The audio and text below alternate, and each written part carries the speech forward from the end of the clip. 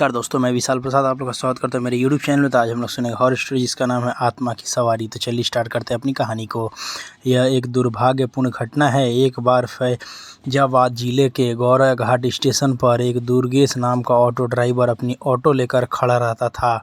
जो भी सवारी आती थी उसे वो बैठा कर उसके घर छोड़ता था और अच्छा खासा पैसा कमाता था। एक दिन की बात है, उस दिन ज़ोर ज़ोर से बारिश हो रही थी और रह रह कर बिजली चमक रही थी। रात के समय साफ साफ कुछ दिखाई नहीं दे रहा था। वह वापस अपने घर के आने का सोच ही रहा था। उसे याद आया कि 1 घंटे बाद एक पैसेंजर ट्रेन आने वाली है और फिर वो से वहीं पर रुक गया। इतने में और घना अंधेरा छा गया। अंधेरा इतना था कि एक हाथ को दूसरे हाथ दिखाई भी नहीं दे रहा था।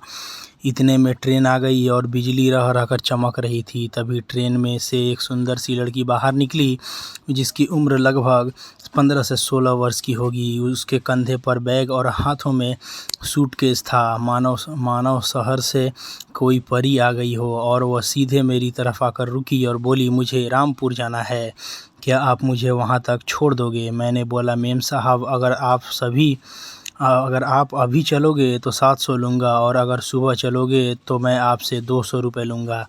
लड़की ने बोली, आप 700 ले लेना, लेकिन मुझे अभी ही मेरे घर पहुँचा दो। मैंने बोला, ठीक है, पहले 700 निकालो फिर ले चलूँगा। मेम साहब ने बोला, अभी तो मेरे पास सिर्फ 300 ही है, इसीलिए इसे ले लो और मैं अपने घर पहुँचने के बाद आपको 400 और दे दूँगी। मैंने बोला, ठीक है। मैं मेम साहब को उनके घर ले आया और बोला कि आप जाओ और पैसे लेकर आ जाओ। मेम साहब अंदर चली गई। आधा घंटा बीत चुका था, वो अंदर से बाहर नहीं निकली।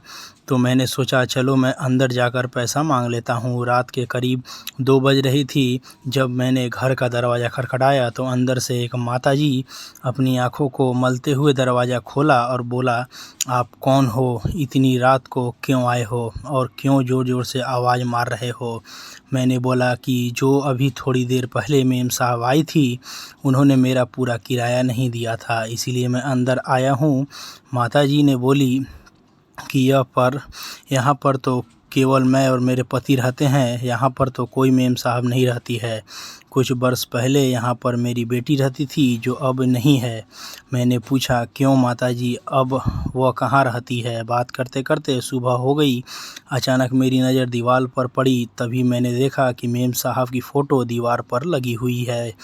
तब मैंने बोला कि माताजी, यही मेम साहब थी जिनको मैं लेकर आया था। माताजी रोते रोते बोली, बेटा, यह कैसे हो सकता है, क्योंकि यह तो पिछले 3 साल पहले ट्रेन से नीचे आकर कट गई थी कि उसकी मृत्यु हो गई थी। तब तो मेरे होश उड़ गए और हाथ पैर ठंडे पड़ गए। मैंने बोला, मैं जाता हूँ, मुझे कोई पैसा नहीं चाहिए। और मैं जोर से दौड़ा और ऑटो रिक्शा तक आया। ऑटो में बैठकर ऑटो को ज़ोर ज़ोर से भगाने लगा। तभी मेरी नज़र पीछे वाली सीट पर पड़ी तो मैंने देखा कि 400 पड़े थे। मैंने पैसे लेकर मंदिर में चढ़ा दिए और भगवान से प्रार्थना करने लगा कि मेम साहब की आत्मा को शांति मिले।